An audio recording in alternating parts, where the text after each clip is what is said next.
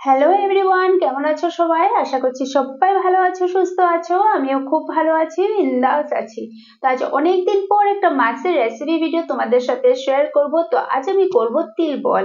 তো যার জন্য দেখো এখানে বল মাছ নিয়েছি আর দিচ্ছি নুন, হলুদ আর সরষের তেল দিচ্ছি, আর দেখো এখানে লেবু রসটা দিয়েছি আর সমস্ত কিছু মাছের গায়ে মাখিয়ে নেব। লেবু রসটা দিলে কি হয়, মাছটা ফুটবে না। এবার এখানে আমি একটা প্যান গরম করে নিচ্ছি আর দিচ্ছি এখানে কাঁচা লঙ্কা। এখানে যেহেতু শুকনো লঙ্কার ব্যবহার হবে না, তো যার যেমন ঝাল পছন্দ ততটাই কিন্তু এখানে কাঁচা লঙ্কাটা ব্যবহার করে নেবে। আর সাথে দিচ্ছি তিল। অবশ্যই কিন্তু সাদা তিলটাই ব্যবহার করবে। কালো তিলটা দিলে খেতে টেস্টটা সেম হবে, কিন্তু কালারটা একদম কালো কালো হয়ে যাবে, সেক্ষেত্রে দেখতে ভালো লাগে না। তো এটা ভালো করে রোস্ট করা হয়ে গেছে, সাইডে রেখে দেবো। ঠান্ডা হয়ে গেলে তারপর পেস্ট করে নেব। এবার কড়াই বসিয়ে দিয়েছিলাম, তেলটা গরম হয়ে গেছে, তো এখানে মাছগুলো আমি ভালো করে ভেজে নেব। আর দিয়ে দিচ্ছি শুকনো লঙ্কা, যেটা আমার ফেভারিট ফোড়ন। আমার সব কিছুতেই শুকনো লঙ্কার একটা ফোড়ন থাকবেই, সব কিছুতেই।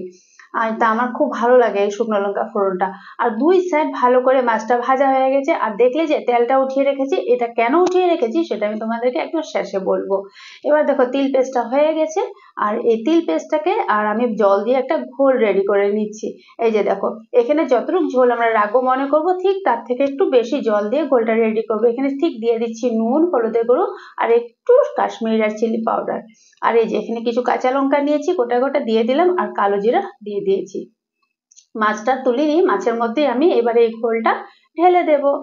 আর এখন এখানে কিচ্ছু করার নেই, ব্যাস ফুটতে দেব। একদম সহজ সরল, মানে যে কেউ বানিয়ে ফেলতে পারবে, এতটাই সহজ। আর যদি তোমরা তিল দিয়ে এটা করতে না চাও, তবে তোমরা পোস্ত বাটা দিয়েও এটা করতে পারো। খুবই টেস্টি হয়, খুবই সহজভাবে রান্নাটা কমপ্লিট হয়ে যায়, খেতেও কিন্তু গরম গরম ভাতের সাথে দারুণ লাগে। বাস এইটা দেওয়া হয়ে গেলে, ঝোলটা দেওয়া হয়ে গেলে একদম তোমাদের খুশি অনুযায়ী যতটুকু তোমরা এটাকে শুকনো রাখতে চাও, ঝোল রাখতে চাও, রাখবে। তারপর দিয়ে দিলাম আমি ধনেপাতা। তারপর যে ওই যে তেলটা উঠিয়ে রেখেছিলাম, সেখান থেকে আমি তেলটা দিয়ে দেবো। যার যেমন স্বাদে পছন্দ হয়, আমি 2 চামচ দিয়েছিলাম। তারপর হয়ে গেল। এই যে দেখো, একেবারে সহজ সরল রান্না। একবার নিশ্চয়ই ট্রাই করে দেখবে। আর আমি আশা করি তোমাদের কিন্তু খুব ভালো লাগবে। খুব সহজেই কিন্তু রান্নাটা রেডি হয়ে যায়। আর ঠান্ডার দিন তো গরম গরম ভাতের সাথে দারুণ লাগবে। আর আজকে আমার এই রেসিপিটা যদি তোমাদের ভালো লাগে, অবশ্যই কিন্তু একটা লাইক কমেন্ট করে দেবে, আর নিশ্চয়ই নিজের বাড়িতে একবার ট্রাই করবে।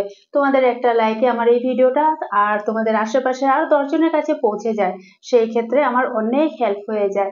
তো ভিডিওটা শেষ অবধি দেখার জন্য তোমাদেরকে অনেক অনেক ধন্যবাদ।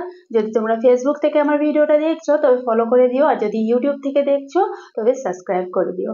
ভালো থেকো, সুস্থ থেকো, টাটা।